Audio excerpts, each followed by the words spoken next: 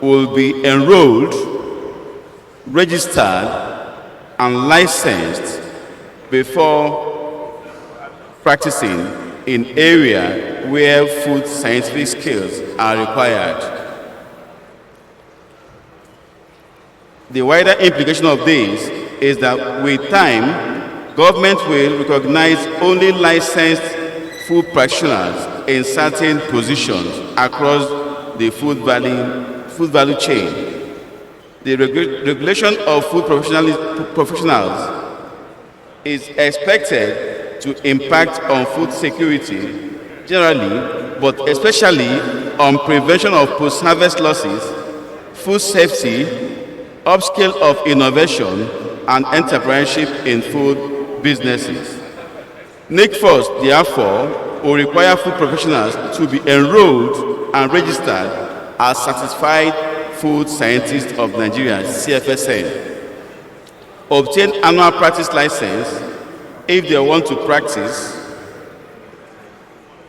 in Nigeria, and engage in various levels of mandatory continuous professional development depending on background, age in Nifst, and experience. What does charter imply? We'll be hearing for this. It is here now.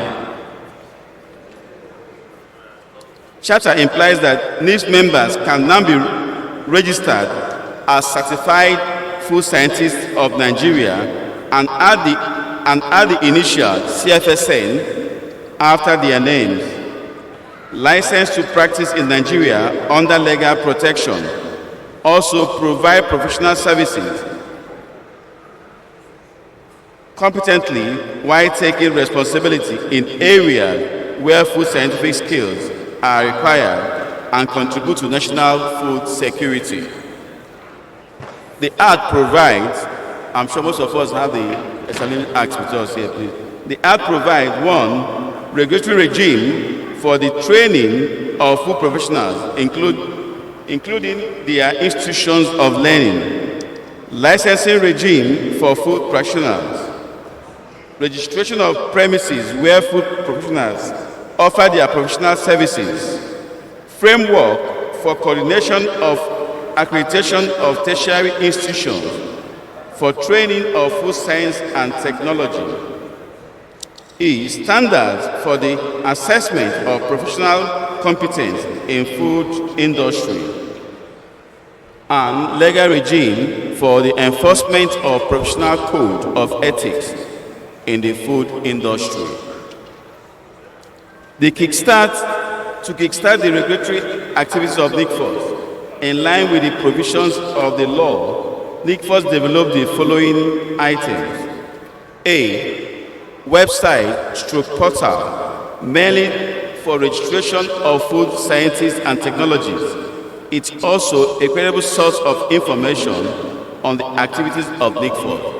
For you to visit the portal, our site portal, you go to www.nifst.gov.ng. 6 technical operational documents for its various operations as in the Establishment Act, including, but not limited to, approving the institutions of learning in conjunction with appropriate bodies. 2. Registration of food science and technology professionals. 3. Approving the food business premises where food professionals work. 4. Enforcing the code of conduct for food professionals. The 6 technical operational documents and guidelines and their full text can be found in the Nifst website. They are: 1. Manual for registration of food scientists and technologists in Nigeria, which is a document that guides the registration as CFSN. 2. Manual for continuing education of food scientists and technologists in Nigeria. The document guides the license of food professionals, including the mandatory continuous professional development, and also highlights the score guide for food scientists and technologists in different categories of categories of Nifst membership.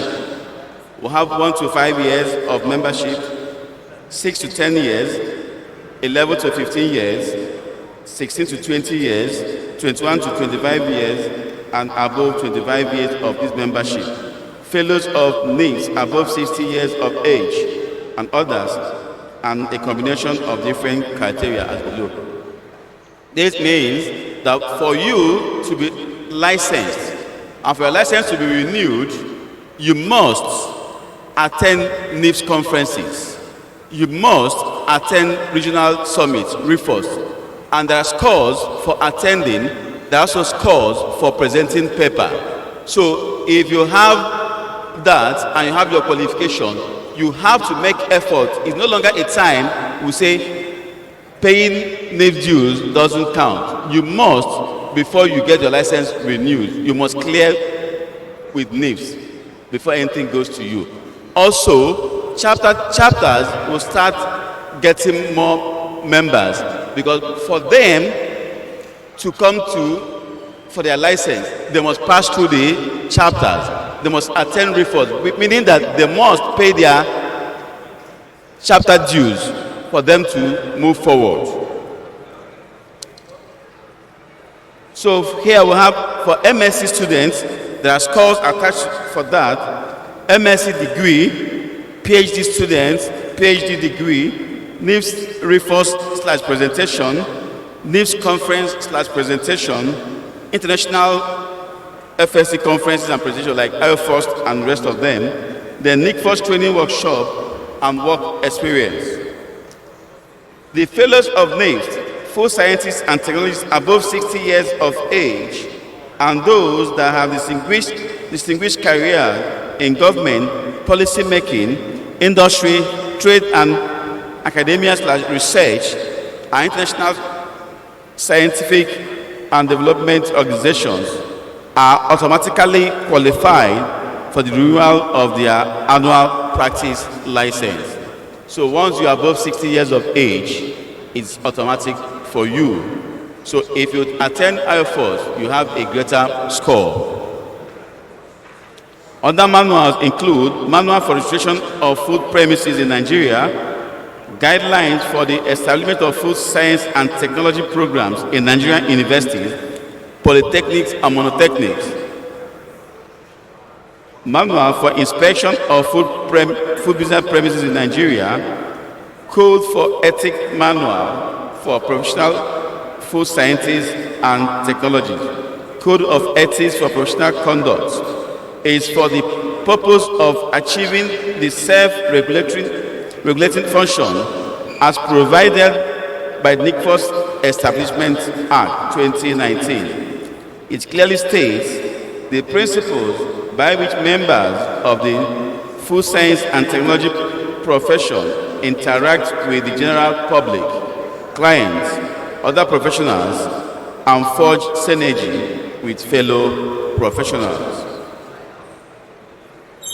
Enrollment of food professionals.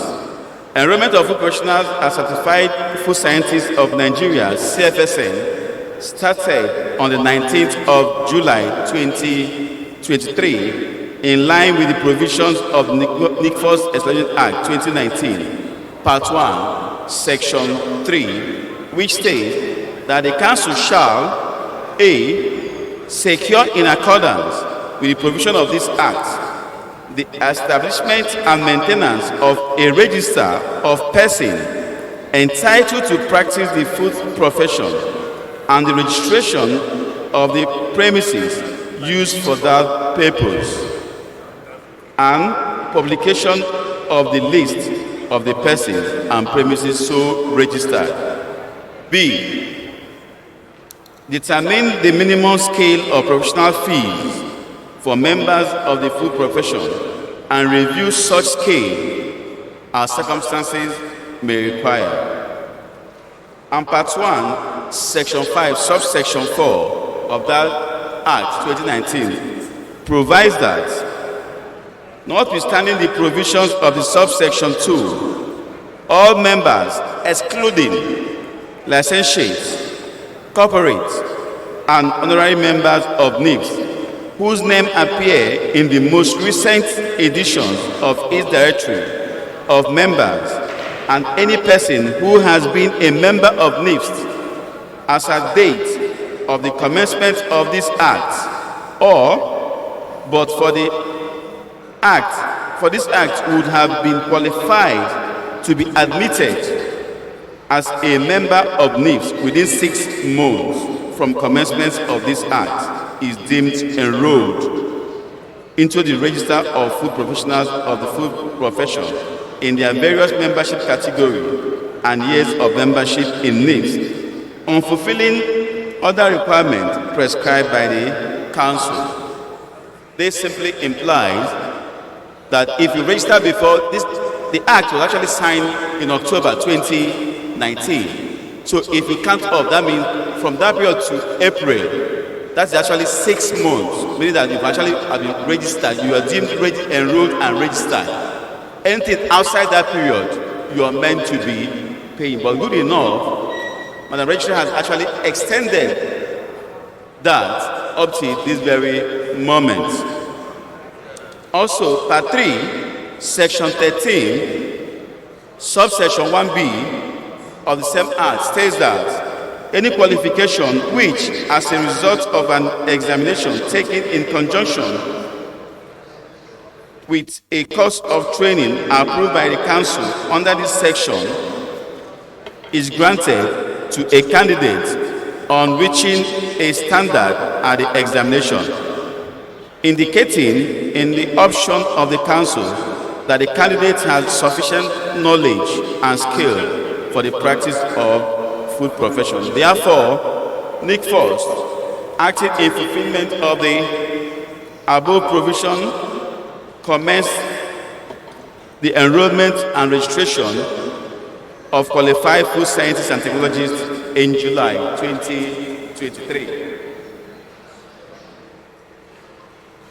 Following the receipt of an initial list from Nifst of its members and fellows whose names are found in the membership register at the date of the commencement of the Act. Subsequently, and in line with these provisions, Nifst expects Nifst to send the remaining names in the membership register of Nifst as at 28 February 2024. Note that the end of February 2024 is considered as the date of the commencement of the Act within the 6 months from the commencement of the Nifst Act 2019. These members and fellows are deemed enrolled, meaning without enrollment charges. All other members and fellows after the 28th of February 2024 shall pay enrollment fee as determined by Nifst and Nifst at a joint meeting held in February 2023, precisely at the Ritz-Continental Hotel, Abuja. However, it is to be noted that the Excelling Act 2019 empowers Nifst to enroll or register any food science and technology professional that has proof of being admitted in Nifst as a professional member or fellow with Nifst membership certificates. So here we have activities and timeline. Enrollment and registration of initial food professionals in Nifst membership register before 6 months of commencement of the Nifst Act 2019, that is 28 February 2024. Free enrollment and payment for annual practice license. Enrollment and registration of initial food professionals in Nifst membership register after the 6 months of commencement of the Nifst Act 2019, that is after February 28, 2024. Payment of enrollment will be required and annual practice license. Licensing of food professionals and food business premises will start from January 2024. Renewal of annual practice license will commence January 2025. Then the fee agreed between Nifst and Nifst in a joint meeting held in the month of February 2023, it was said that Certified Food Scientists of Nigeria, CFSN, after you pay 5,000 naira, then for multiple location of business, not applicable, renewal, not applicable. Certified Food Scientists of Nigeria, annual practice license, you pay, for you to apply for that, you pay 2,005. Then for renewal, you pay 1,500 naira. Food business operator, registration will have renewal also. For large company, they need to pay 20,000 naira. For multiple companies, they pay 4,000 naira for multiplication of their different locations and 3,000 naira for renewal. For medium company, they pay 5,000, 3,000 and 2,000 respectively. While for small company, cottage, garage, micro, kitchen company with high impact distribution, they have to pay 2,000, 1,500 for location and 1,000 naira for renewal. It is worthy to know that Nifst has so far enrolled so many members and fellows in the initial list from Nifst membership register submitted by Nifst. However, Nifst, as a regulatory authority that ensures due diligence in the enrollment process, has only enrolled the members and fellows in the submitted list, including those that met the enrollment requirement as in the technical operational document and guideline. The critical requirements, including being on the list of Nifst membership register, confirmation of Nifst application, Nifst membership number, citing of certificates of applicants from tertiary institution. These requirements are mainly for documentation purposes are required by the government. Meaning, if you have statement of results, it will not be entertained. What you need to submit must be your certificate. What does being a certified food scientist of Nigeria imply?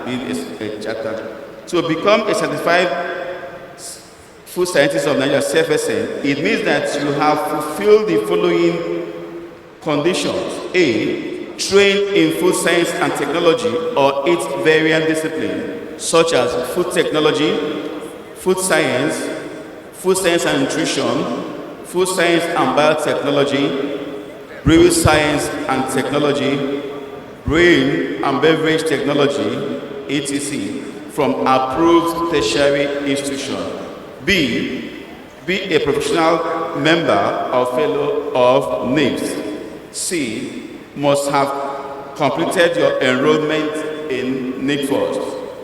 After the CFN settles and you intend to practice in areas where food scientific knowledge and skill is required in Nigeria, government, academia, industry, research, you will proceed to obtain annual practice license, which is renewable annually, subject to mandatory continuous professional development, which will take into account the background and age in the people. Meaning that your CFSN is one in a lifetime. You don't renew that. What professional practice means? It refers to the conduct and work of someone from a particular profession occupation that require a prolonged period of education and training, and often overseen by legally constituted bodies who may accredit educational establishments and qualified professionals. Therefore, to practice professionally, the food professional is expected to have been trained in the field and demonstrate competence in the application of food scientific skills where it is needed and can be held responsible when he or she fails to perform optimally within. So at this juncture, I need to say thank you so very much for listening to us. We'll continue afterward. Thank you very much.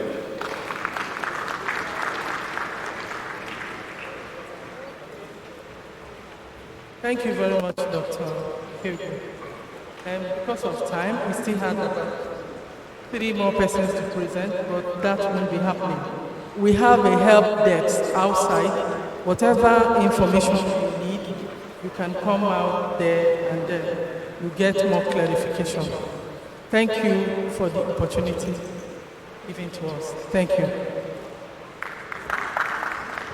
Thank you very much. A round of applause for them. We are grateful that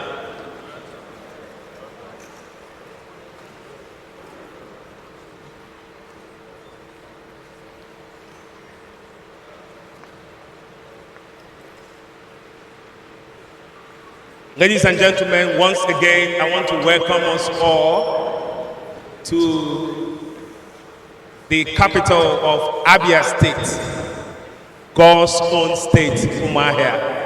If you are happy, can I see you put your hands together for yourself?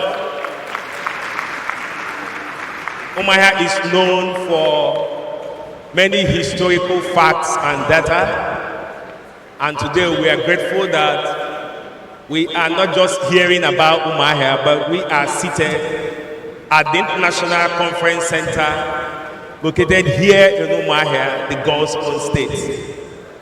I don't know if you are aware that here in Umuahia we have 2 universities with various departments of food science and technology.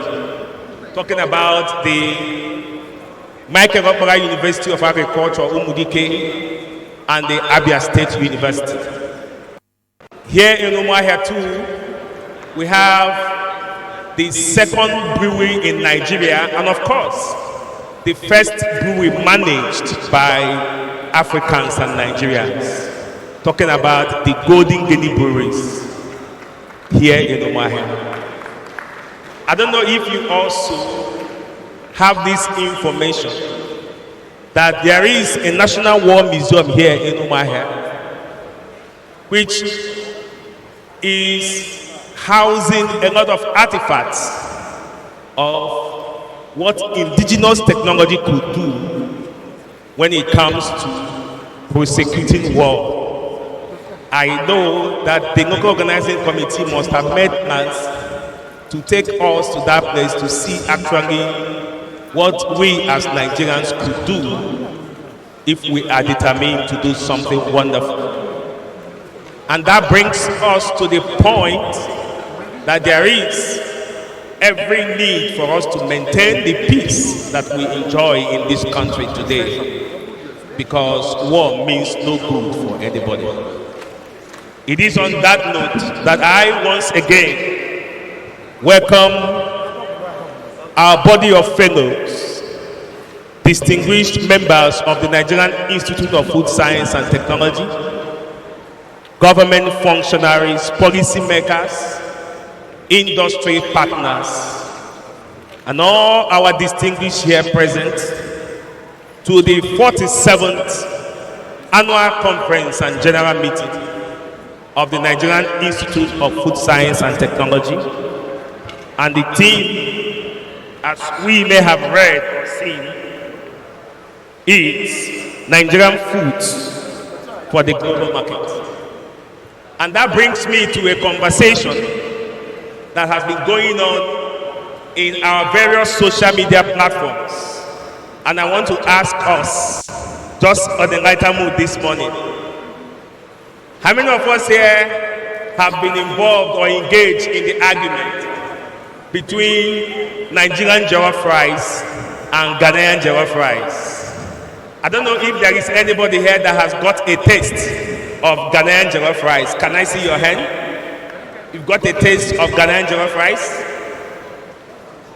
Oh, I can't see any hand up. Okay, I can see some hands up now. Thank you very much.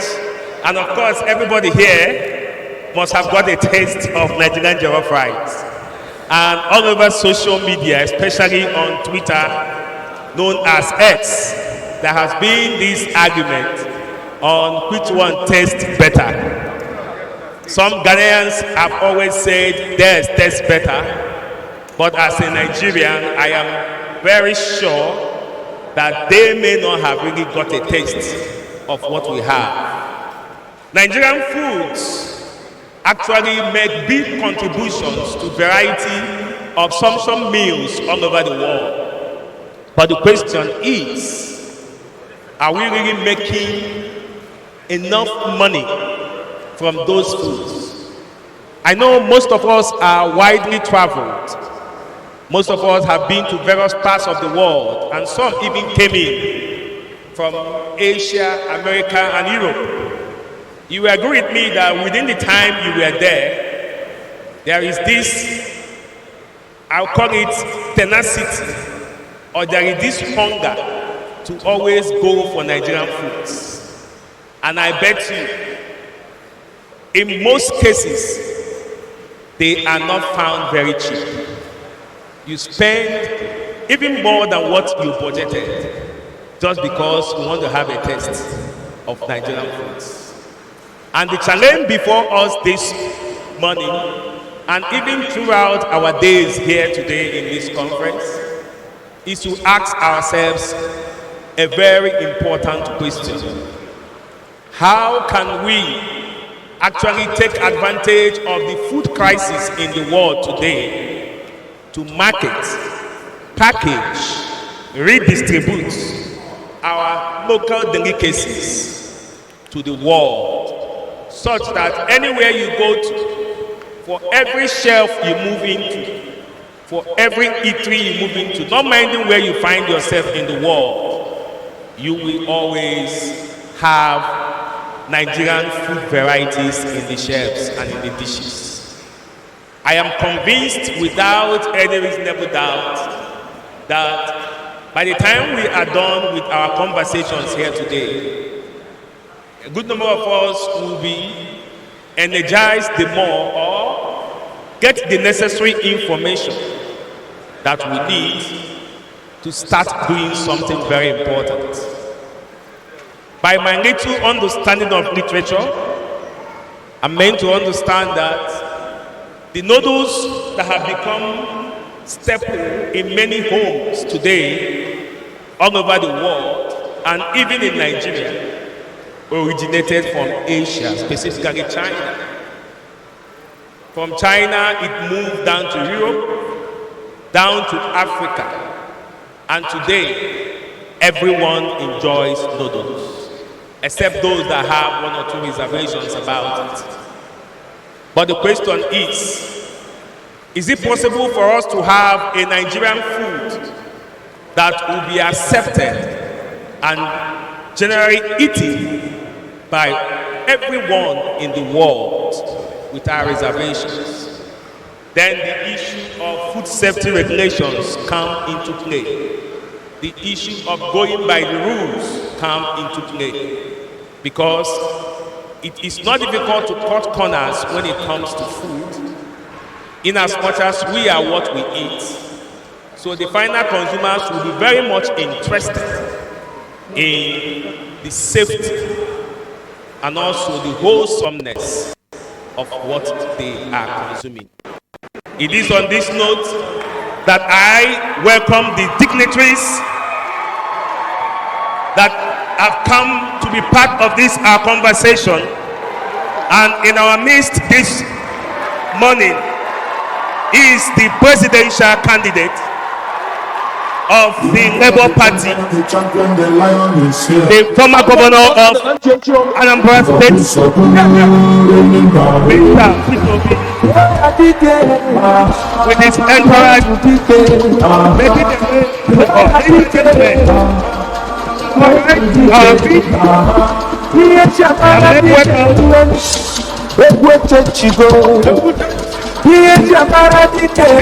Peter Obi, presidential candidate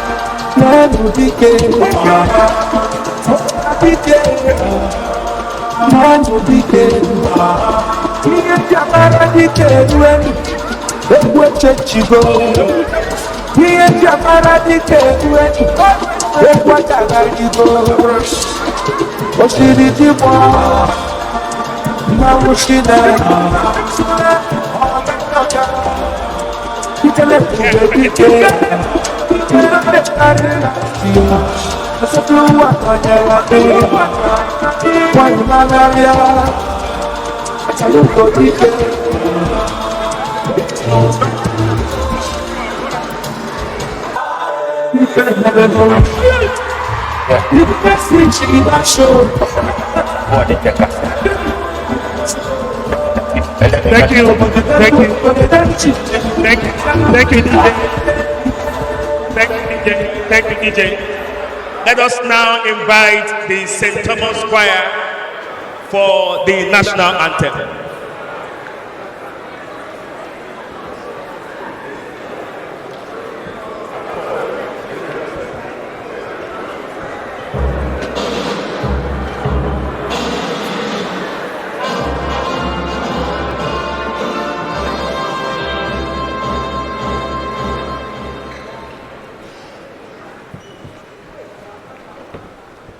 St. Thomas, can we be very quick about this? Can we be smart about this?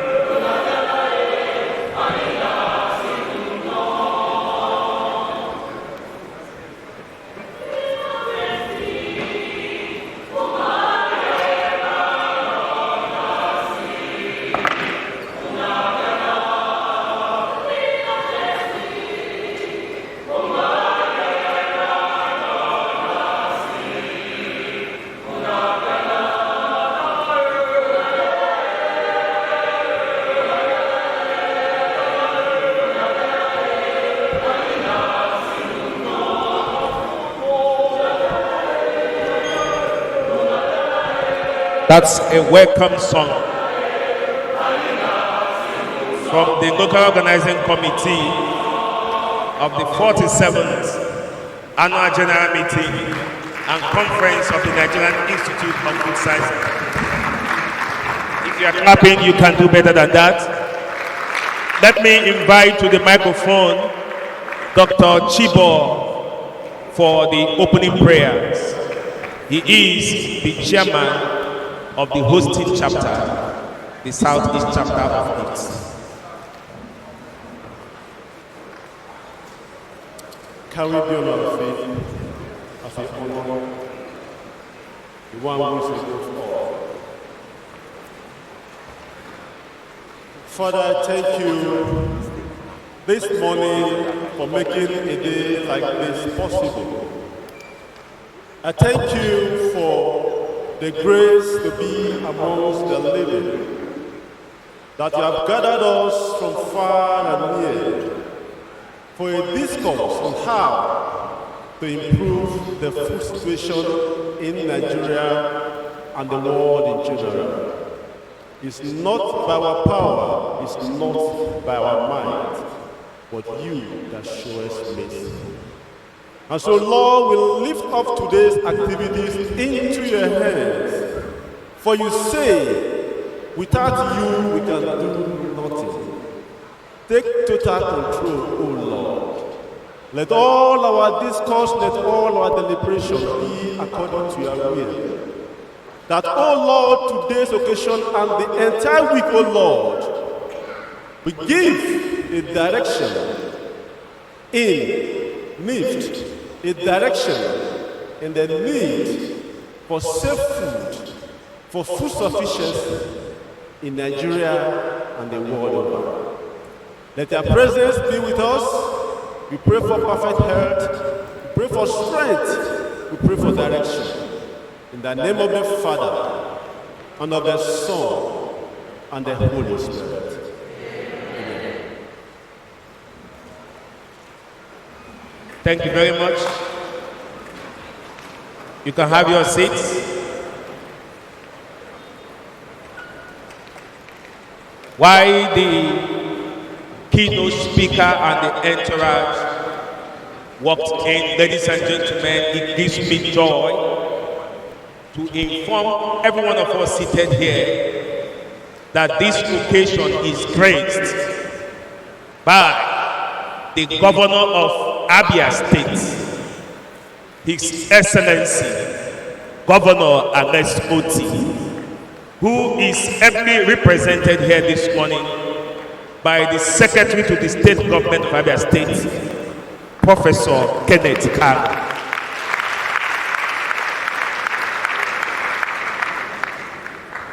I want to also introduce the chairman of today's occasion, who is the Vice Chancellor, Michael Okpara University of Agriculture, Umudike, Professor M.O. Iwe.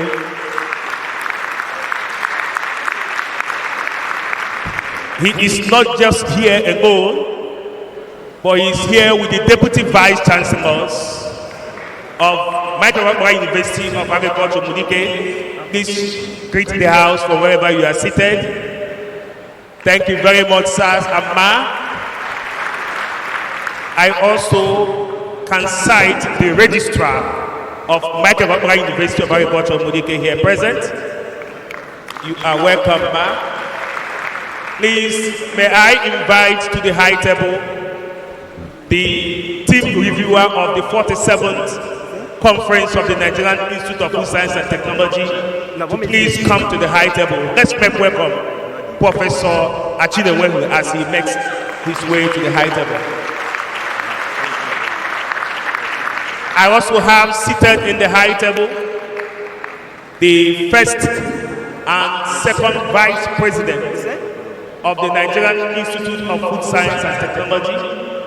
Please say welcome to your guests. Dr. Shinowu.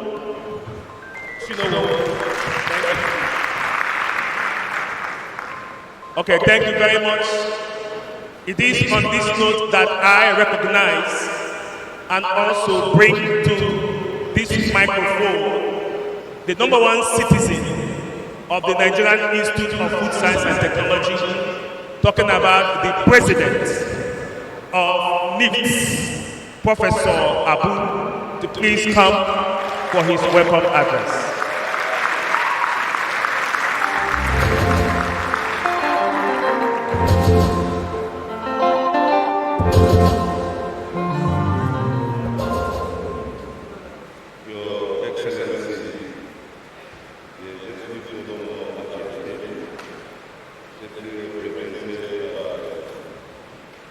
Secretary of the Abia State, the Chairman of the Education, Vice Chairman of the our distinguished keynote speaker, His Excellency Peter Obi. We are very honored to have you in this.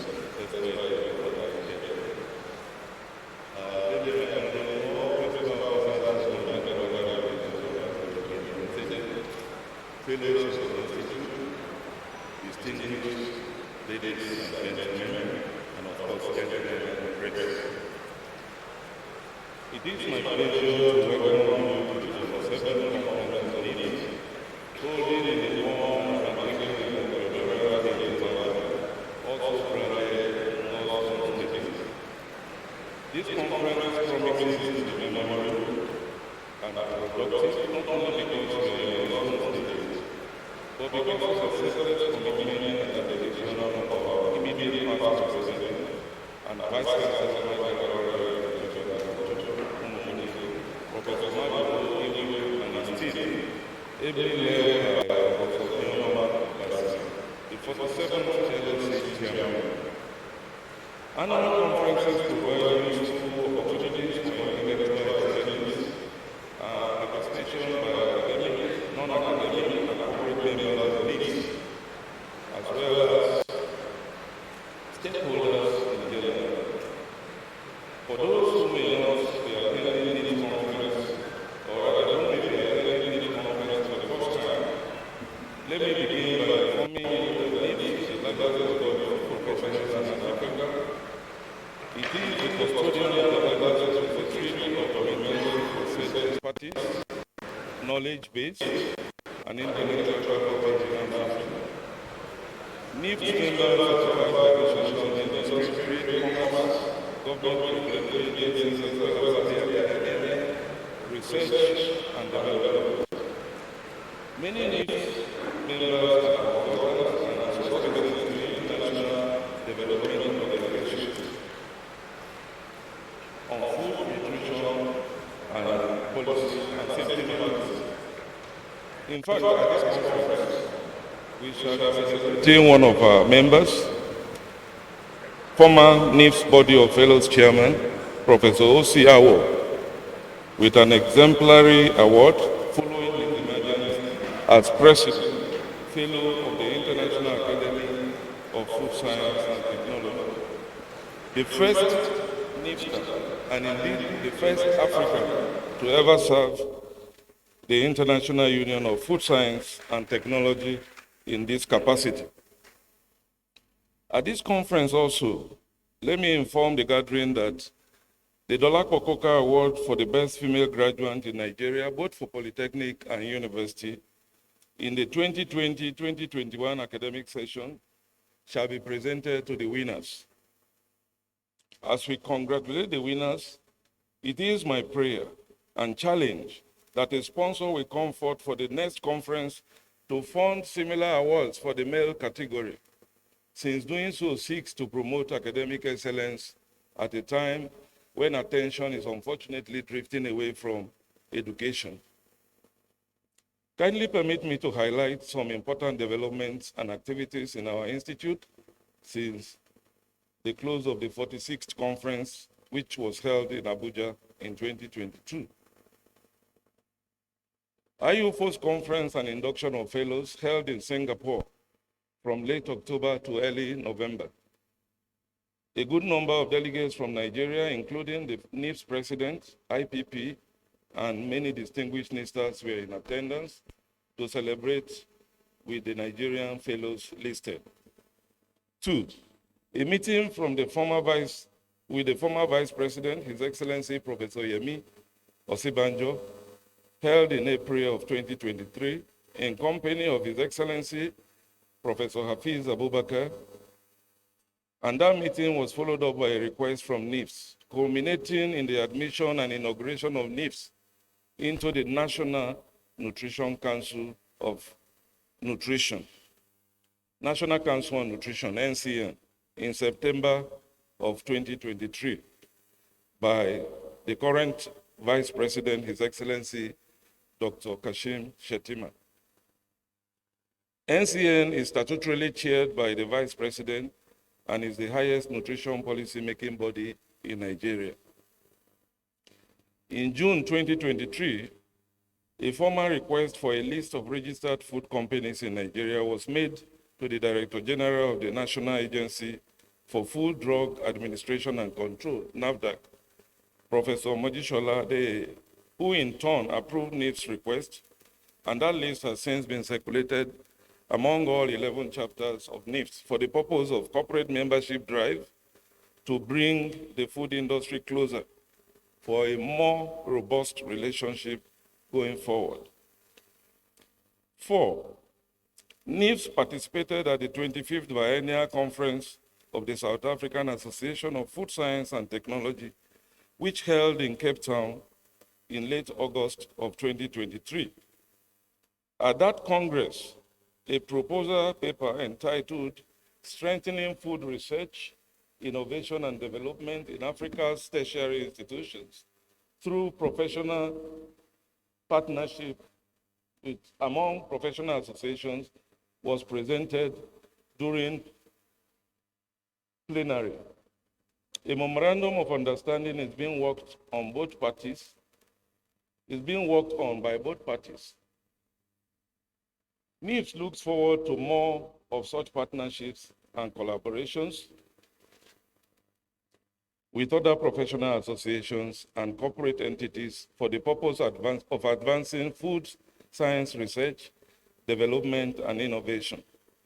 5, a Nifst Curriculum Development Committee has been put up to develop an in-house minimum standard for the field of food science and technology in Nigeria, and to harmonize the National Universities Commission non-uniform FST curriculum domiciled concurrently in engineering and agriculture faculties.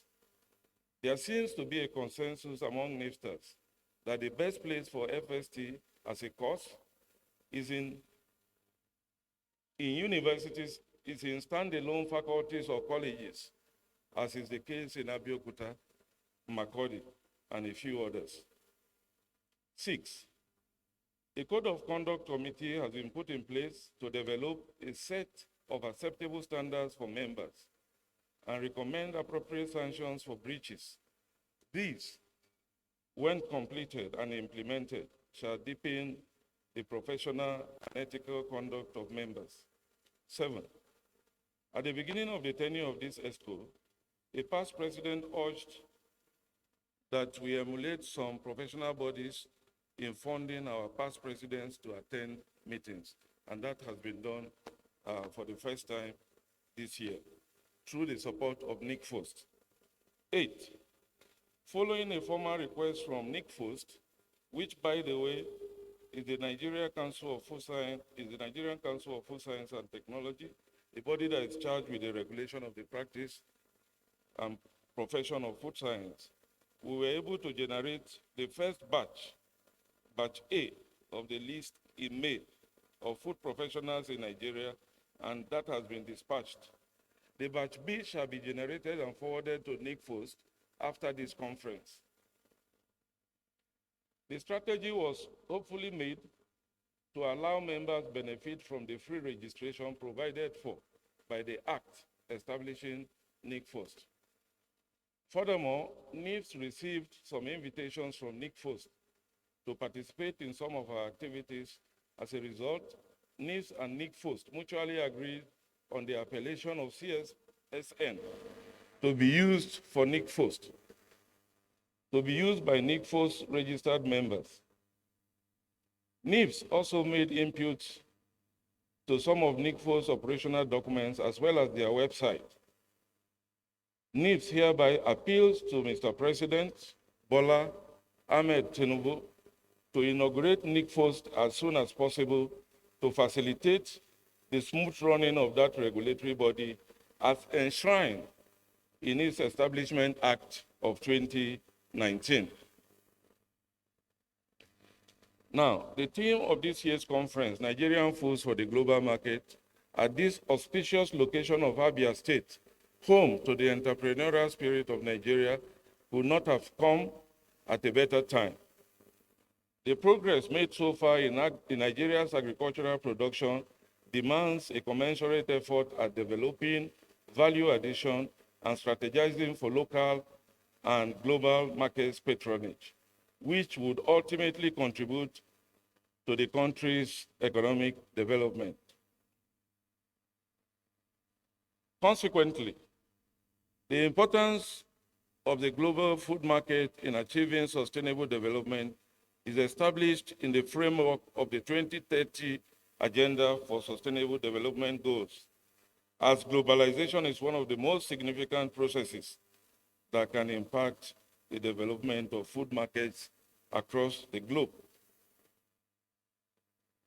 Distinguished ladies and gentlemen, please recall that Nigeria spends huge amounts of scarce foreign currency on importation of various food products compared to what she earns from food export. For example, in 2022, 1.9 trillion naira worth of food products were imported into Nigeria, while only 598 billion worth was exported. Therefore, promotion of locally processed foods in the international space will not only boost the economy of the country, but incentivize healthy traditional foods in a very sustainable manner. However, for a food product, whether intermediate or ready to eat, to realize its real market value, it must conform to established local as well as international standards and norms. It is my hope that Nifst will continue to contribute to the provision of skilled manpower, which is essential for the promotion of the production of prepackaged, safe, globally competitive processed foods in Nigeria for export. Furthermore, Nifst is committed to providing support through collaborations with government and non-government entities in the area of capacity building, linkages, and research. In closing, ladies and gentlemen, I would like to urge participants at this conference to deliberate elaborately on the issues around this year's conference theme, with a view to preferring suggestions regarding urgent steps that ought to be taken to mitigate the challenges facing Nigerian foods in a global food market. I wish you a truly rewarding 47th annual conference. Long live Nifst, long live Abia State, long live the Federal Republic of Nigeria. Thank you for your attention. Thank you, Mr. President. Are we clapping for the President of Nifst? Thank you very much. It is my pleasure, ladies and gentlemen, to recognize seated in our midst the former Deputy Governor of Kano State, Professor Hafiz Abubakar.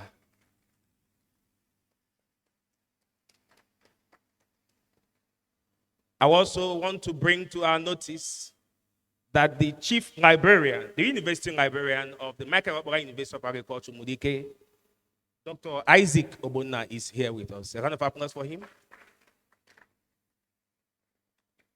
And just before I bring the chairman of the occasion for the opening remarks, now that you are in Omar here, can we tell you or show you what we are made of? Students, are you ready? Omaha 2023. Ebano 2023. Omereme. Let me now invite the chairman for the opening remarks and the presentation of commandments.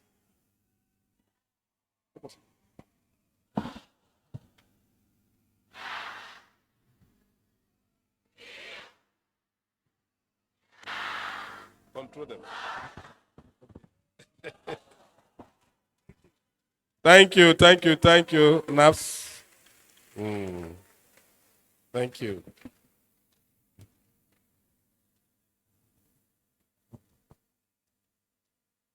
Thank you very much for being here, members of the Nigerian Institute Association of Students. Thank you very much.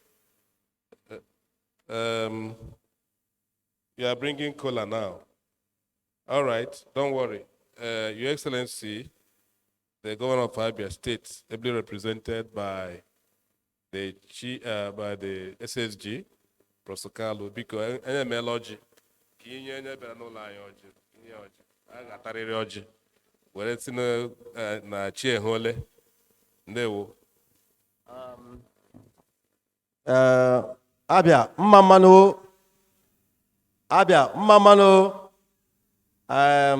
ngoji ịma na unu mara ọjị anaghị anụ n'oyibo. The kola does not hear English. Sorry. Permit me to use this language that the kola understands. Ọjị anaghị anụ English. Emume ọjị asị anyị bịa mewe emume ọjị ọ ga-eteke time. So ama ayọ ndị eze niile, ndị ụmụahịa, ndị nwa ala nọ niile, biko ha gbapụ ọjị ọsọ ka m were ya iheghachikwa onye wetara ọjị ka o were ya nye onye ọbịa anyị His Excellency Mr. Peter Obi. Ọjị gedere aka nna. Your Excellency, our Lord. Your Excellency. Your Excellency. Thank you. God blessed Nifst with a lot of excellencies this year. Can we clap for the Lord? Thank you very much. So, President, our Lord, you were in your hustle. All right. Morning, sir. No, sir. Let the eating of the cola continue, please. Let everybody have a bite, and let's continue. We are not wasting time because we are in a hurry to start and finish this opening ceremony.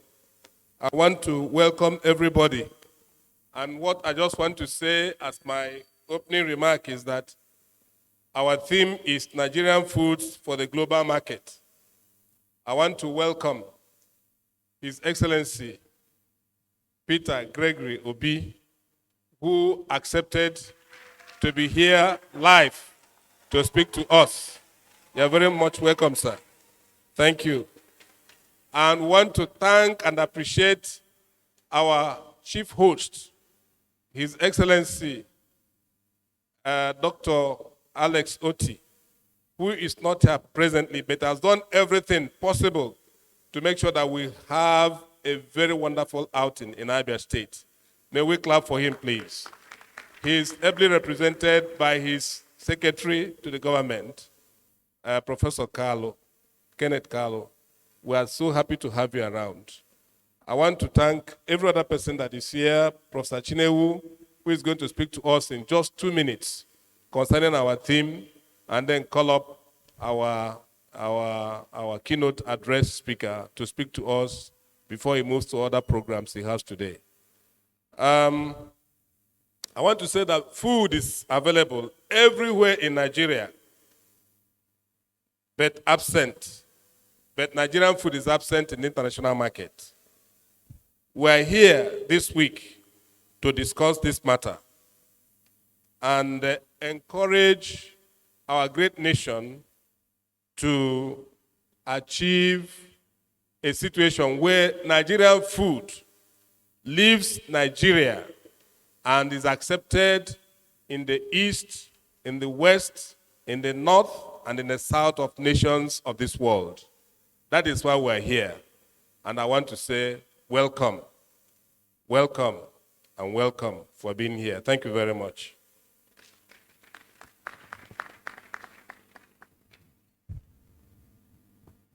Are you clapping for our chairman and the vice chancellor?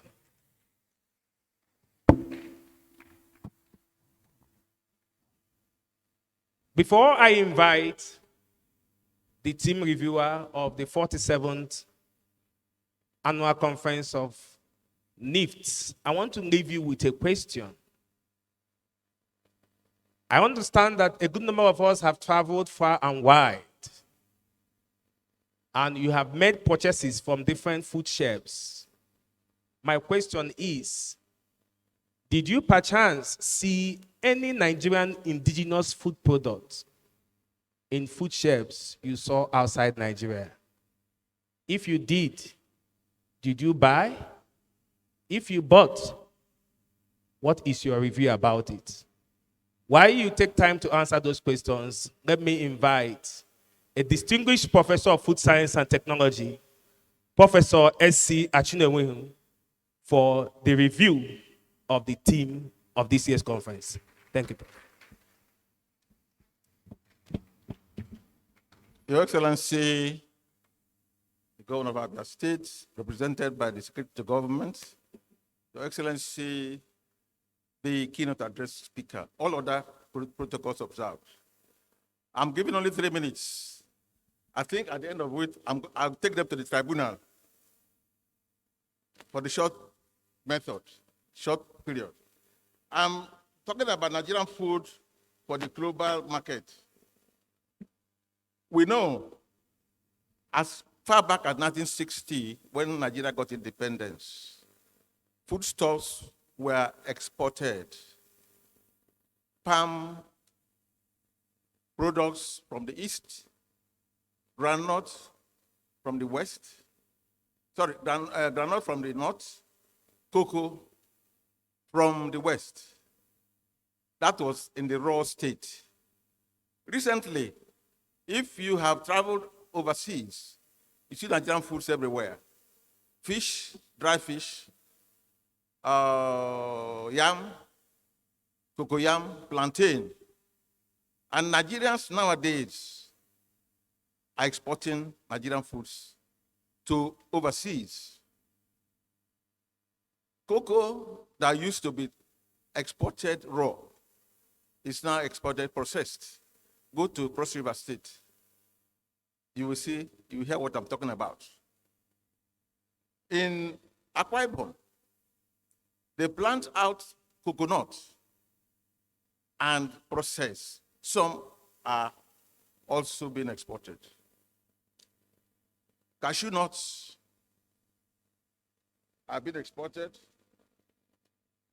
Now, plantain chips will replace potato. Have you gone to the supermarket to buy plantain chips? It is a very, very important product for export. And several other things. Many more are being exported. But there is a problem. Nigerians do not meet the quality specifications of the foreigners. That is what we are going to look at very seriously. How do we meet the quality specifications?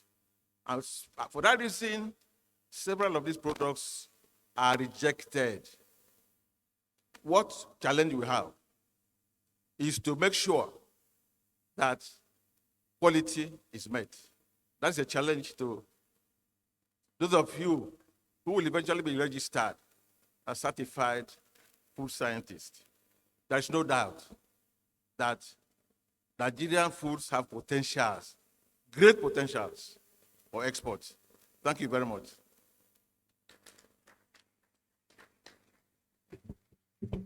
Thank you very much, Prof.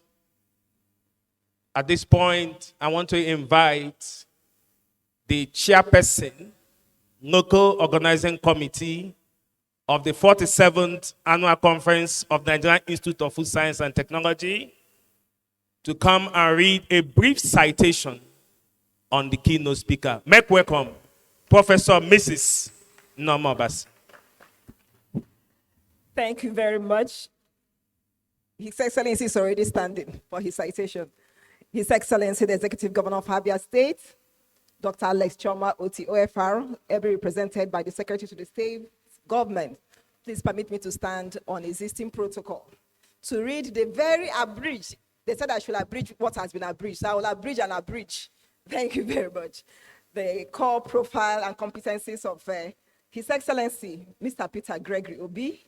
Mr. Peter Gregory Obi is an accomplished and widely acknowledged thought leader in public policy and public service, good governance, international business, 21st century leadership, and human capital development. He has held executive positions in the banking and financial sectors with resounding success and international acclaim. He has the record of the youngest chairman of a very successful bank and has also led leading positions in several successful businesses. He was elected governor of Anambra State in 2006, and he deployed the Millennium Development Goal as state policy during his 8-year tenure. His state became #1 in academic performance at the secondary school level, with a record improvement in male child enrollment, which was a major problem before his tenure. He was the only state governor among his peers until date who led substantial savings in naira and dollar for his successor. He attended so many educational institutions, both locally and abroad. He has held many previous positions. He has been member of many federal government committees. He has received so many awards and recognitions, and he is a member of many professional associations.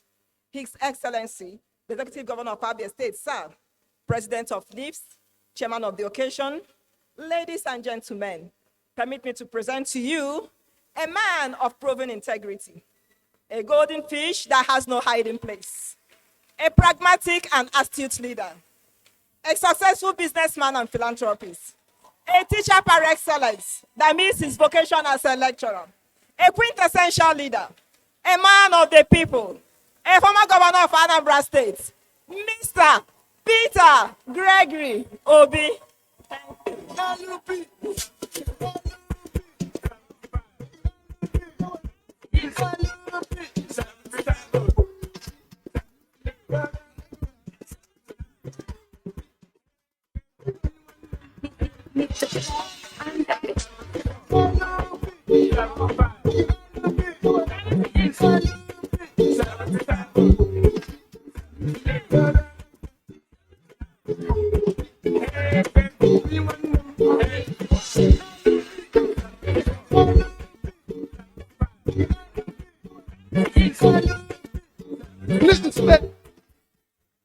Please be seated.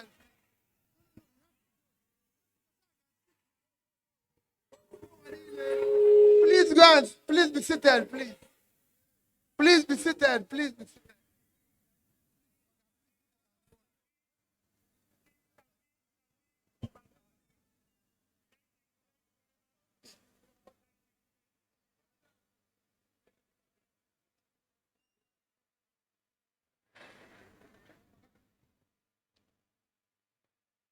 The chairman of this occasion and my own very dear brother and senior, I have to recognize that, and senior professor, and the president of the organization, Your Excellency, the governor of Abia State, and my dear brother, represented by SSG, the former deputy governor, all the members of the high table, the DVCs here, and all that are gathered here.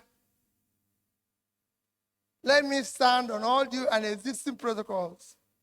You can imagine what it is for me when I received this invitation. First,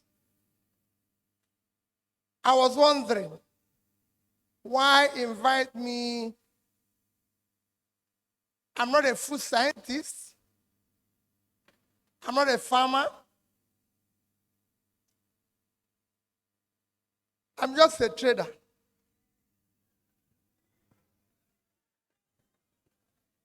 But these days, I receive an invitation for a variety of different topics I know little or nothing about. So when I received this invitation, I called the person who sent me the invitation and said, how do you want me to come and do this?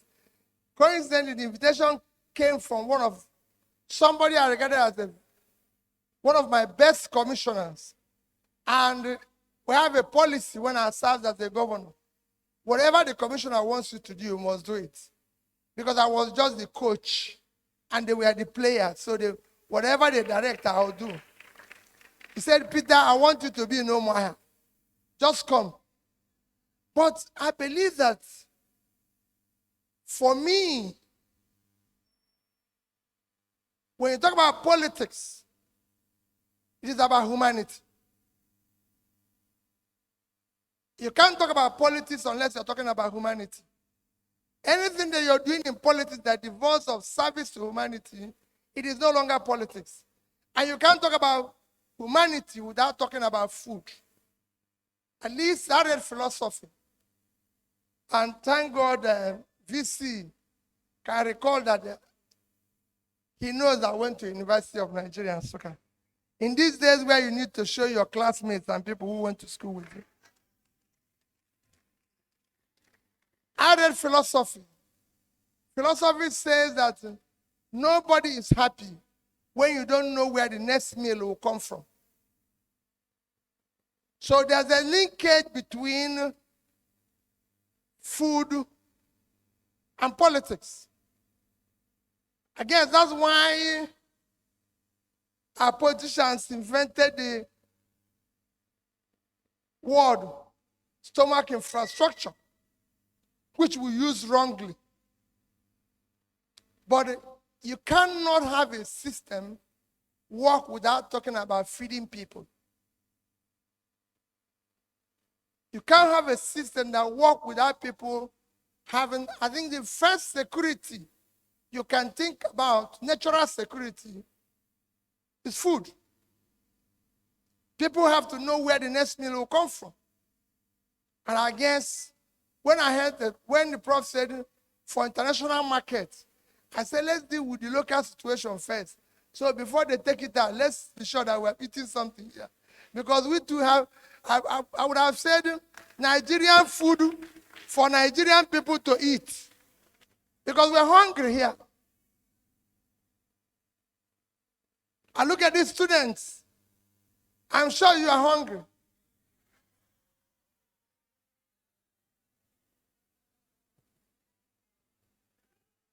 Your VC will tell you, I always say it whenever I have opportunity. As a student of University of Nigeria, Nsukka, we protested. I protested. I was part of the protest when they reduced our meat from 3 to 2. Today, you will be lucky if you see food, chocolates of meat in it.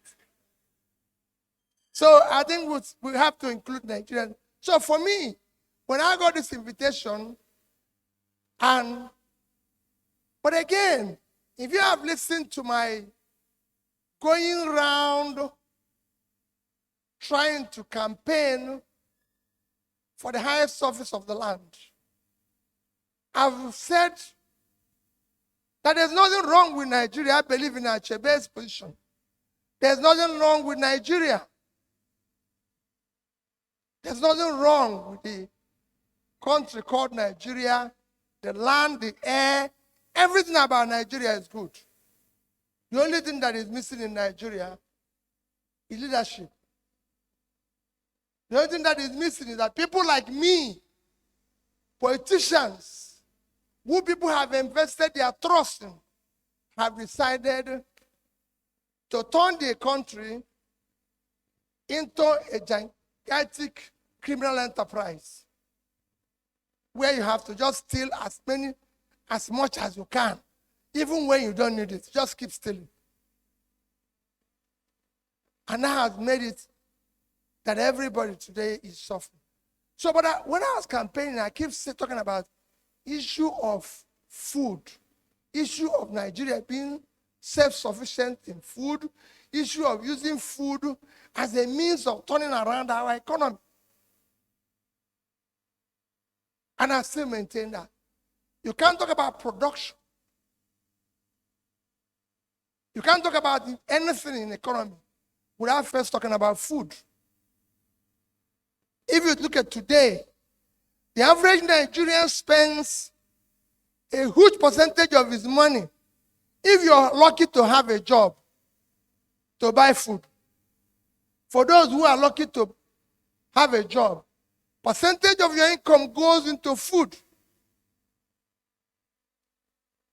If you talk about inflation today, the highest contributor to our inflation is food. Food inflation is the highest. And we are today in list of, when you talk about hunger index, Nigeria is among the worst today. And when you talk about multidimensional poverty, where you have nearly 80 million Nigerians living in extreme poverty, you find it in food. So you could see that solving food problem, agricultural problem. If you go further today, people say to me, oh, but we have an exchange problem. A naira today is about 1,000 to $1. I was doing a lecture in Ochino Achebe in Princeton just about 10 days ago, and I said to them, you know, there's times you watch and you feel very sad about yourself. This is October 2023. Workers are protesting. Everybody's protesting. As a student in University of Nigeria, Nsukka,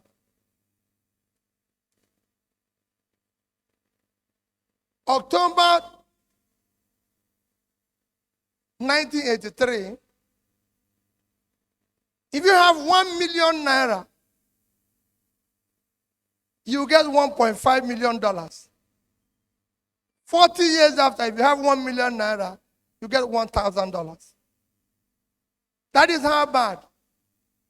My lecturer, professors in university, in Nsukka then are paid within 1,000 and 1,200 naira a month.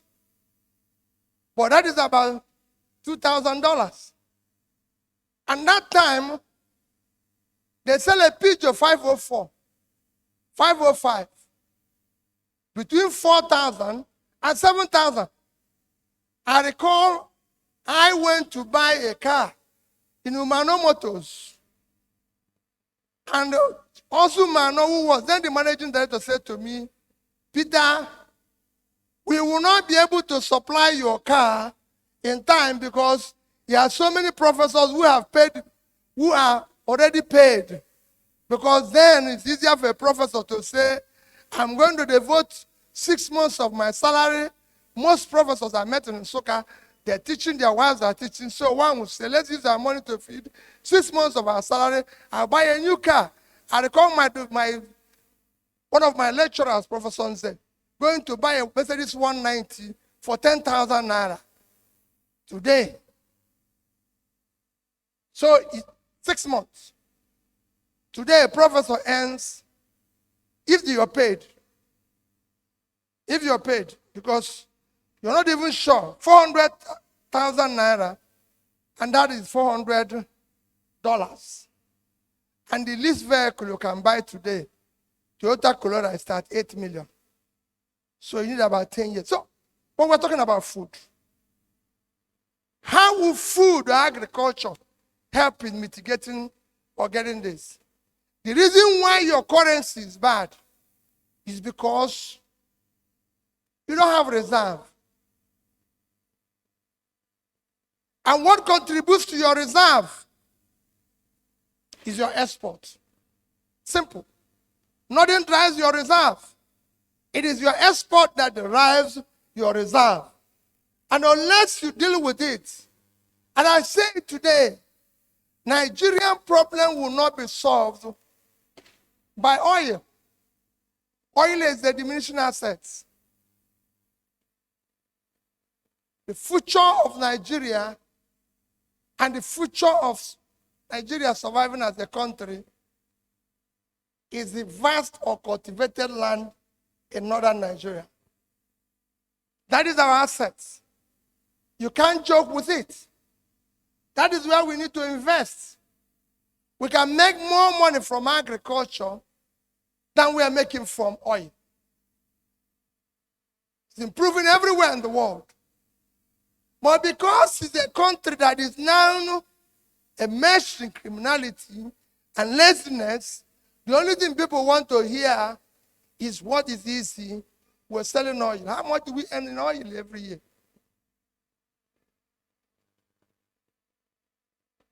Today, a country like Nigeria not feed itself.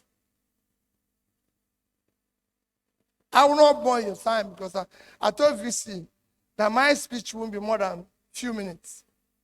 But I'm going to give you examples of countries that have been able. Nigeria was a signatory to Millennium Development Goals in 2015. It ended. We signed by 2020 that we are going to invest in critical areas of development. And those critical areas of development are health, education, and pulling people out of poverty. And if you want to pull people out of poverty in Nigeria, you're talking about investing in agriculture in the north. Today, people are talking about all sorts of criminality in Nigeria, especially in northern Nigeria. What you're having is poverty. Simple. The more you put people out of poverty, the more you reduce criminality. Is that you don't go any other place to find it. If people are poor, you're going to have a problem. You have to deal with it by using the assets that is available to them to make it work. Nigeria cannot feed itself. And it has vast or cultivated land that can be used for export, that can be used for everything, but it cannot feed itself. Nations that are far bigger, if I use India, for example, India still have, yes, some measure of hunger.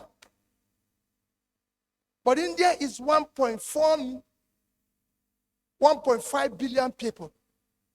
And India today are able to feed themselves to the extent that they earn even some food exports.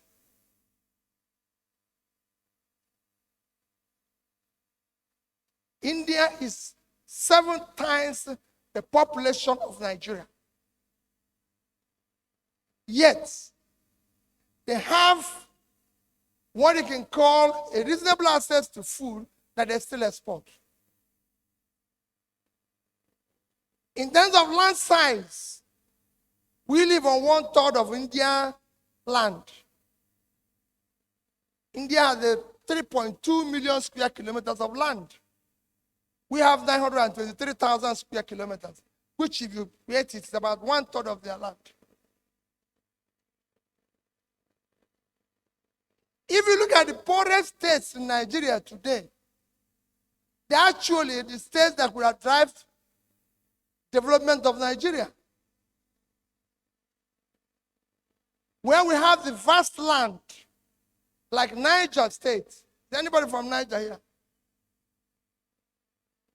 Niger State is our biggest land, and you see me give an example with Niger every day. Niger State is 76.3 thousand square kilometers of land.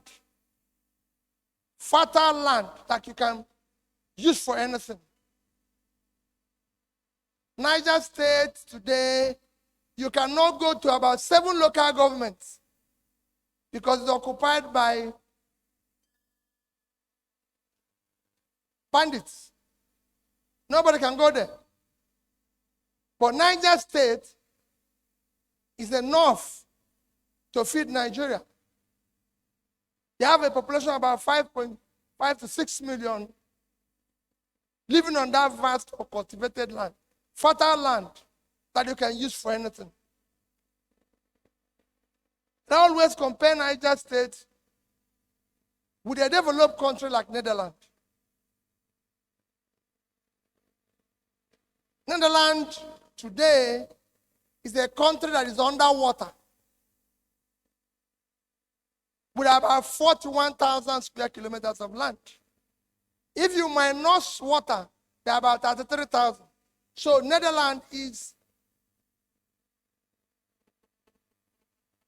not up to half of Niger State. But if you Google Netherlands exports for year 2021 or year 2022, it's about 122 billion euros.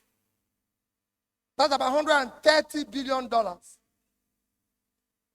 The entire money we earn as a country in export is not up to $50 billion. So for what that tiny country earns, where Niger State is 2.5 times their size, from just agriculture, from agricultural products, is 2.5 times what we earn as a country. And Netherlands don't have the space because they are 17.something million in population. Niger State is about 5.6 million. So there's more vast land for cultivation. And Niger State is waiting to get statutory allocation by going to Abuja every month. The most they can collect is 60 billion annually.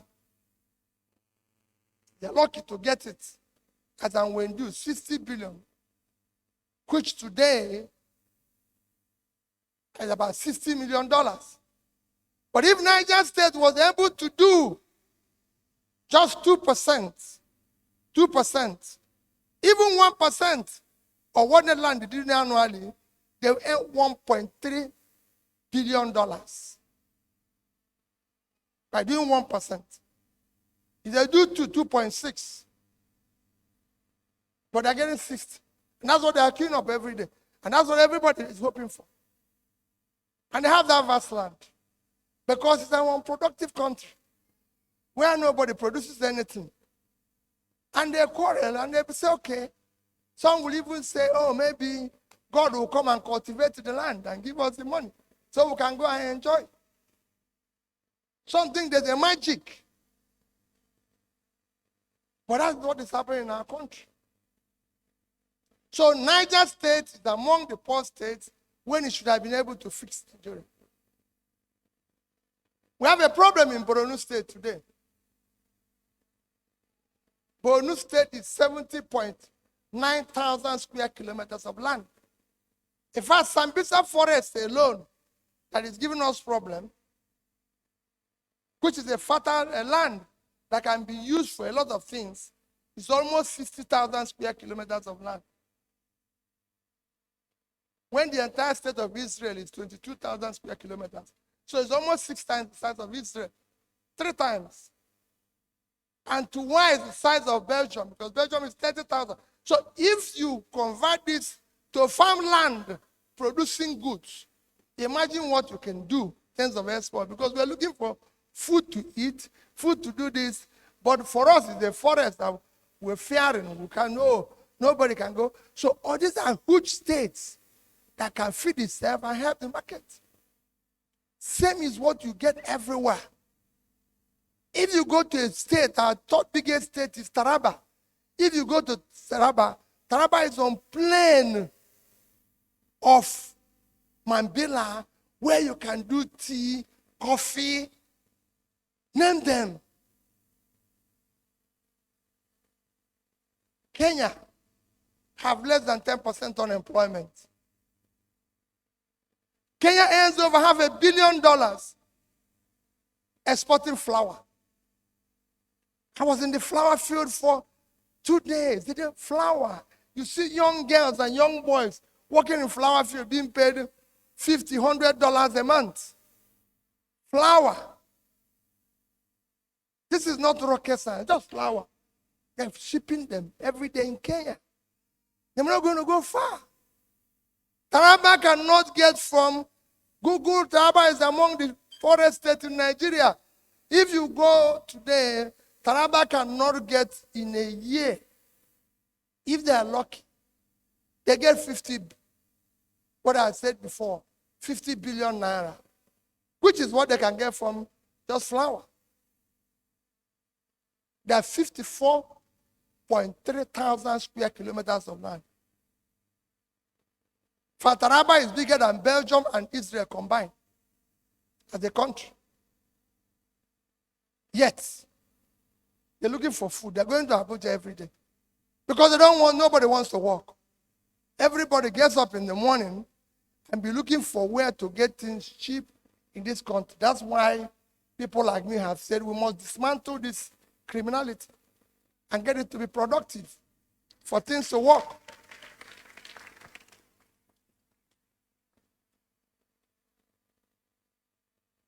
Ethiopia did export of coffee, $1.3 billion. That is what we can get in Taraba. Sri Lanka is doing tea of over $1.5 billion. Those are small states. So you can go on and on. The list is endless. And that's what you get every day. You go to Yobe, it's the same thing. People are, oh, Yobe is Ogo area. Yobe is 45,000 square kilometers of land that could change the country. But nobody is doing anything. And that for me, you are the scientist, I'm not. I said I'm a trader. Mine is that how do we get, if we're able to do export today, and total export as a country today is about $50 billion. That's what we export as a country. A country of 200 million people living on 923,000 square kilometers of land. And our total export is under 50 billion if we're lucky to have everything. When we have assets that can double that, if you can double our export today or triple it today, I can tell you, Naira will come down to 500 Naira to 1. And you start driving that process. It's not a rocket science. It's been done in different countries of the world. Countries have changed their status. Countries of our size, smaller countries like Thailand, today, export of Thailand in agriculture is about 38 point something billion dollars, which is about what we earn overall. Thailand live on half of our land. They live on 513,000 square kilometers of land. And they can export just from agriculture. The overall export of Thailand is about over 250 billion naira. And that's 71 million people. So that is the problem of our country. So this we can change. It is not rocket science. So agriculture and food is critical because it's one thing the world is looking for. The world is looking for food. Oil we're facing, even in America, the biggest and the richest state is not Texas, with all the oil America have. We don't have near what they have. But the richest state in America is California. Because of what? Knowledge and agriculture. First says that it's almost about half the size of the economy of California. California is about $3.6 trillion economy. 9 times the size of Nigerian economy. But they are not dependent on oil. They're dependent on agriculture and knowledge. Something we can do here with effortless ease. Putting money, knowledge, putting money in agriculture, because we have the good weather, we have everything. Countries like Vietnam have moved from being an importer of rice to a net exporter. Today, Nigeria exports, total export is about $50 billion. That's about $50 billion. Countries like Vietnam that came out of the war, came out of difficulty, their total export last year is over $400 billion. So we're just doing 10% of what Vietnam can do. Yet, when I mean the overall export, not in agriculture. In agriculture, they do about $50 billion. But the overall export, and this comes from agriculture, from manufacturing, from everything, is over 400 billion. So we're just doing 10% of what they can do. And there are only 100 million people, half of our population, living on 331,000 square kilometers, 1/3 of our land. And they could do this. Why are we wasting everybody's time here? That's why I said we must dismantle this criminality and get it to work for the sake of our children. Because it can work. Nigeria have a vast land. So for you who is involved in agriculture and food, know that it's just let me say congrats to our president for the 47th conference. And I'm happy to be part of you, even when I continue to protest that we have had enough of conference. It's time to deal with people like me so that we can get this, because we can't continue to talk.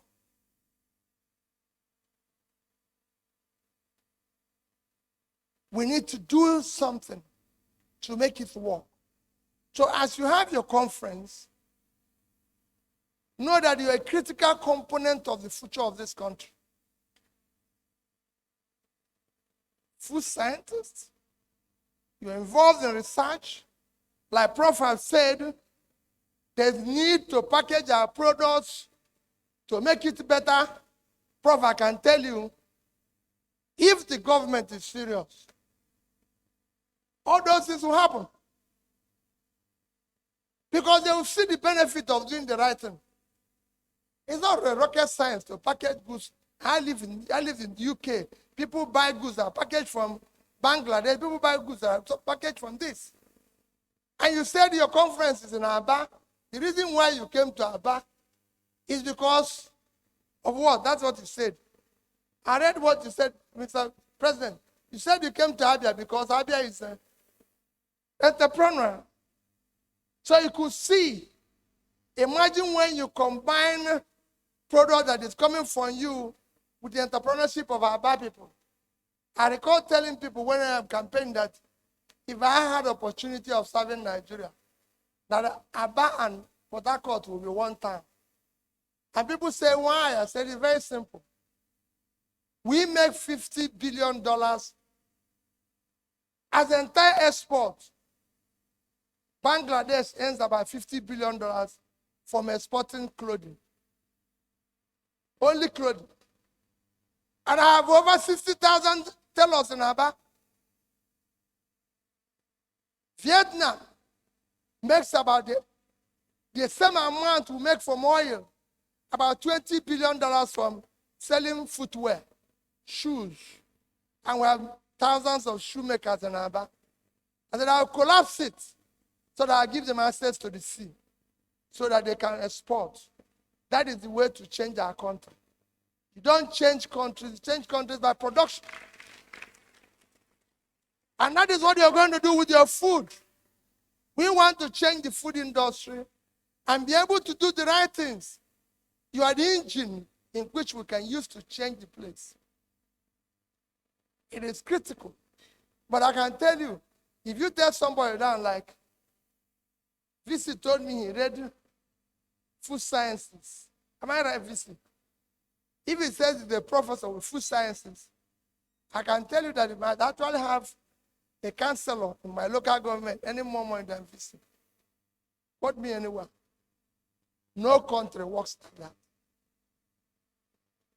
We have to put our money in the right place. We have to invest in the right places. And you, as scientists, people who are involved in agriculture, people who are involved in farming, is where we should be. It's where we need to invest. We need to call you to be able to help us to do the packaging he has said, to be able to export it, in order to make the country work. Not all these things we say in TV. Most of all this agricultural thing here, you just hear it in TV. Oh. Nobody ever sees it. Anchor this, Anchor Bora, this, they're all in TV. Nobody ever sees it, live one. It is all part of the criminality called Nigeria, which must be dismantled. So for me, I thank you for the opportunity and be encouraging you that you are in the right path. We want to export Nigerian food for the international market. We want to invest in it because that is the right thing to do. I have said to people, we will double and triple our export through agriculture. We will invest and ensure that we put people out of poverty. If we're able to do it in the north, cotton, I'm talking about Bangladesh and the export of clothing, imagine what Kaduna will be, what Kaduna used to be when everything was working. Imagine what you can do with the vast land in Kebbi, where you have over 40,000 square kilometers of land, and rice can be increased and doubled there. Everywhere. Imagine what you can do with Zamfara, where students are being kidnapped now, where you have about 30,000 square kilometers of land that everybody is running away. So we have all these opportunities. And that is where you come in to be able to help to build a better Nigeria. So mine is not a keynote, it's just to be able to contribute in my own little way as first a Nigerian, a trader, a politician, and somebody who have had the opportunity of being in a private space as a trader, in a corporation where I chaired corporations, and political space, and I've come to conclusion there's nothing wrong with this country. That it is the leadership. And my campaign for the rest of my life is to dismantle this criminality and make it work. Our children must live in a country where they will have hope. They don't need to run away. Because where they are running to, this place is better. If we remove the human being that have hijacked it, they don't need to go to anywhere. Your VC went to Nsukka. I went to Nsukka. And thank God, by his own privilege, I've been able to do programs in other different universities where today I can say I'm an alumnus of Oxford, Cambridge, all of them, and I can tell you, none is better than Nsukka. The only difference that is there is because they have been able to have a leadership that looked after their school. So our job is to rebuild here. So I thank you for what you're doing and continue to urge you. Please, we have no other country except this one. Our children will not live any other place except this one. We all have to come together, sacrifice for the future of this country. The society we are allowing them to abuse today will take its revenge on our children as it's doing on us today. Thank you and God bless you.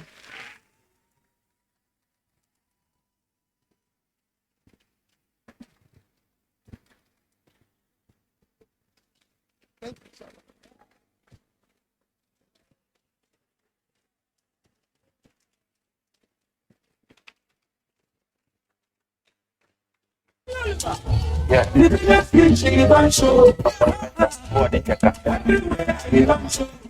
Another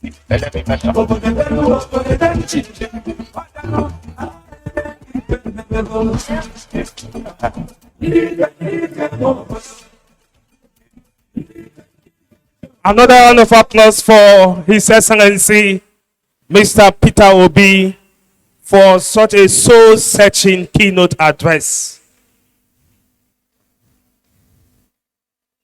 I have no doubt in my mind that we have been re-energized, that as far as Mr. Peter Obi is concerned, a new Nigeria is possible.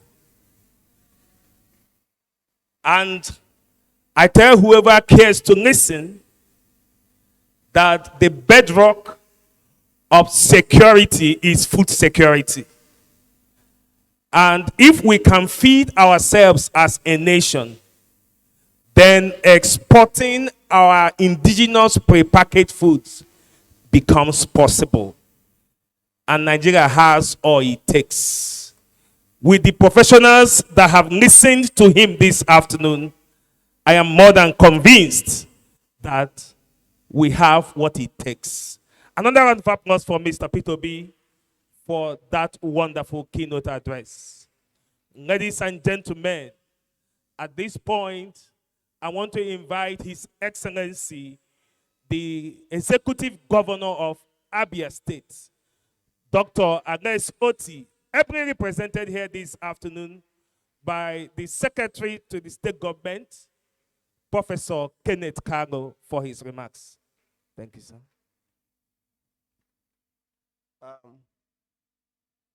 Thank you, the MC. His Excellency, Mr. Peter Obi, our guest speaker, keynote speaker today, the chairman of the Institute, the Vice Chancellor, Michael Okpara College of Agriculture, Modike. Please permit me to stand on all the protocols already established.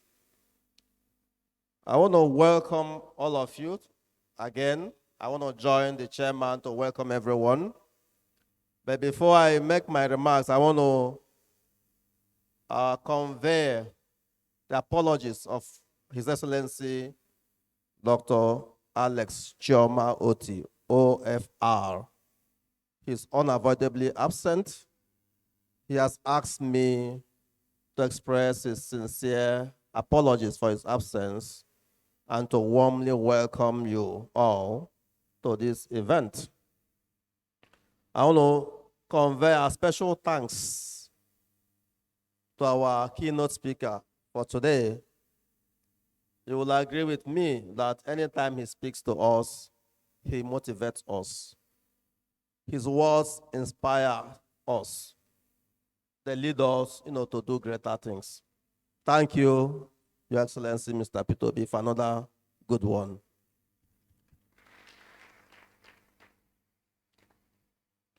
The theme of this year's meeting of the Nigerian Institute of Food Science and Technology, I think it could not have been more apt. That is Nigerian food for the global market. While it sounds very good, permit me to use the saying that it's important to count one before we count two.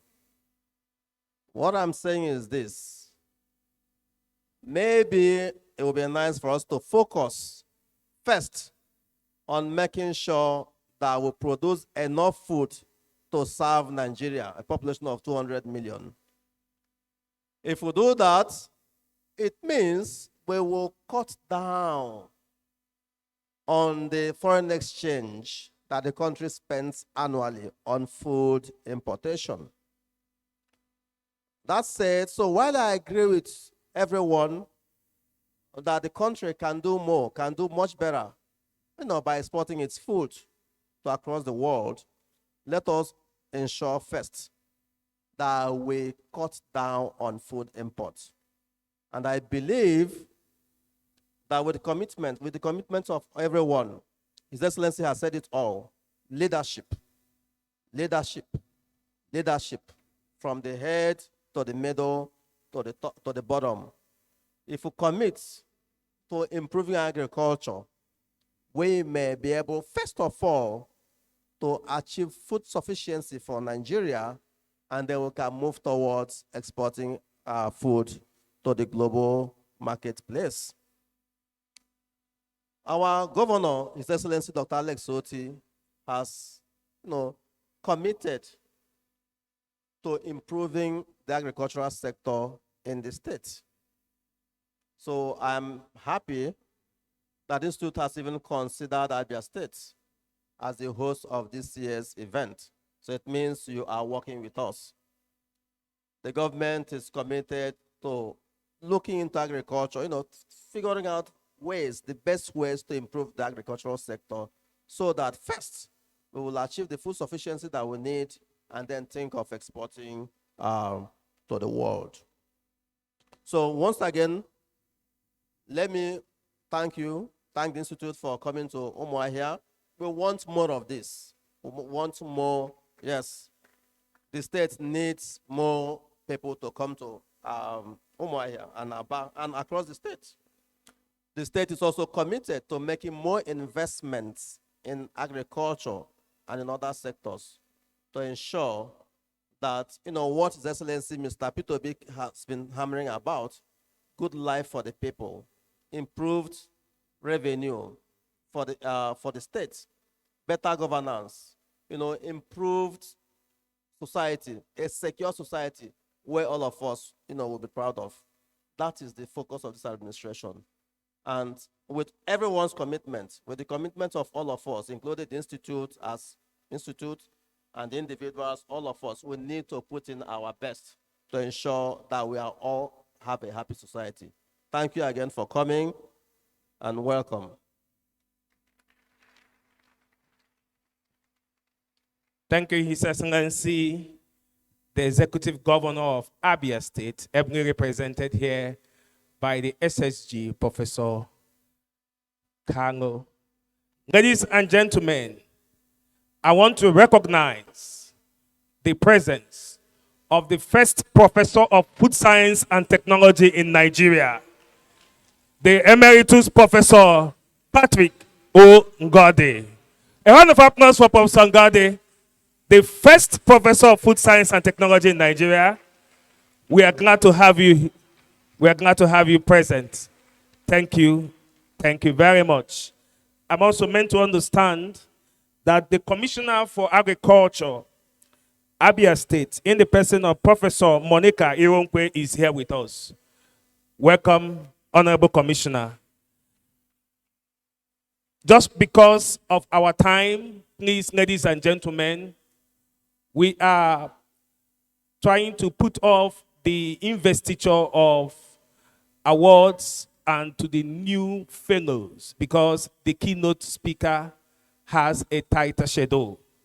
But before we invite the body of fellows and the past presidents for a group photograph with the keynote speaker, let me once again invite the president who has a word for the Abia State government. A round of applause for Professor Abu, the Nifst president. Thank you very much, our very competent Master of Ceremony, Dr. Ojuku.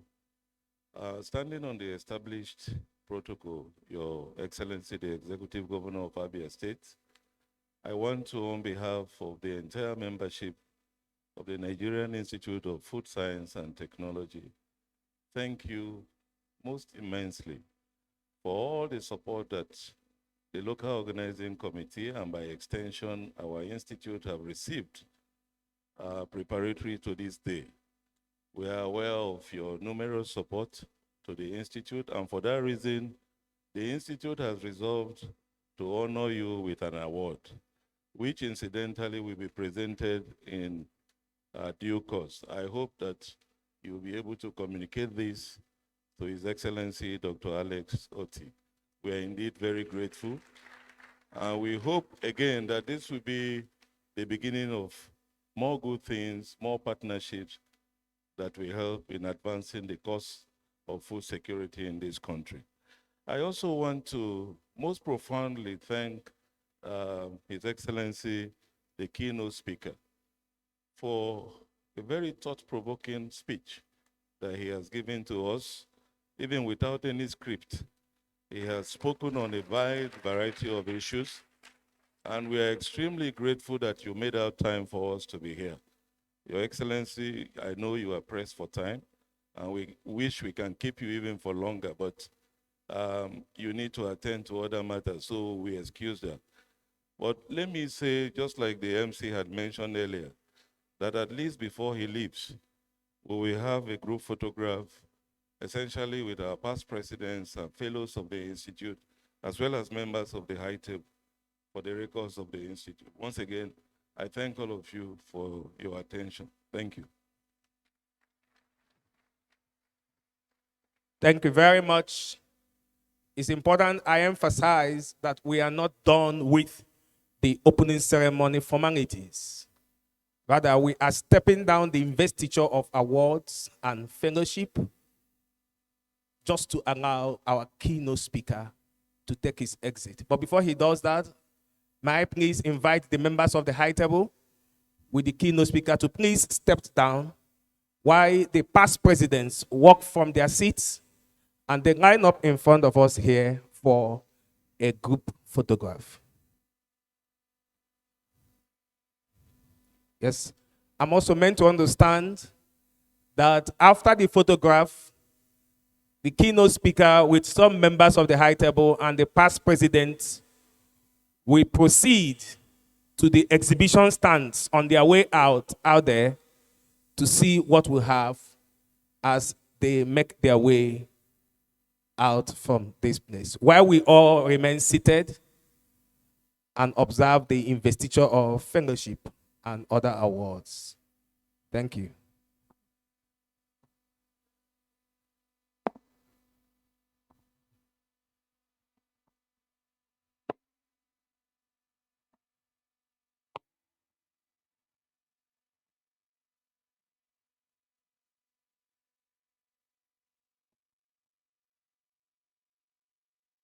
Okay, please, may I also invite the wife of the Vice Chancellor, Michael Okpara University of Agriculture, Dr. Nkechinyere Nkem Iwe, to please join the photograph. You are most welcome, ma.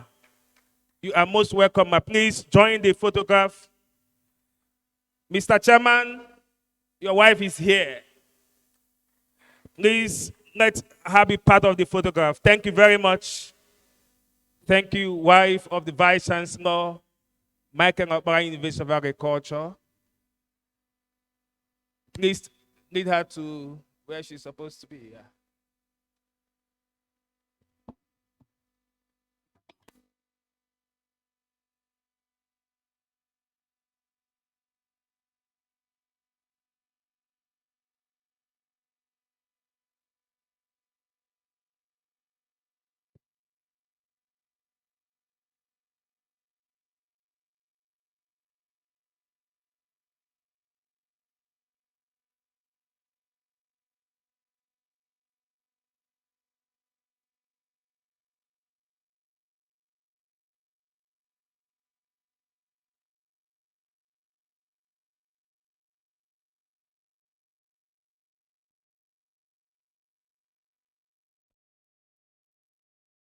This photograph should be as brief as possible.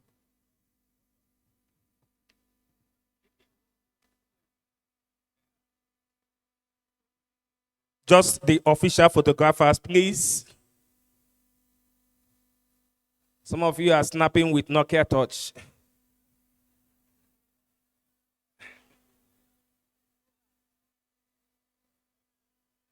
Thank you very much.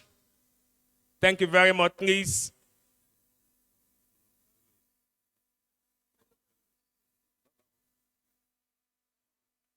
Okay, please, can the body of fellows please come and have a photograph with the keynote speaker, please? The body of fellows only. The body of fellows only with the keynote speaker.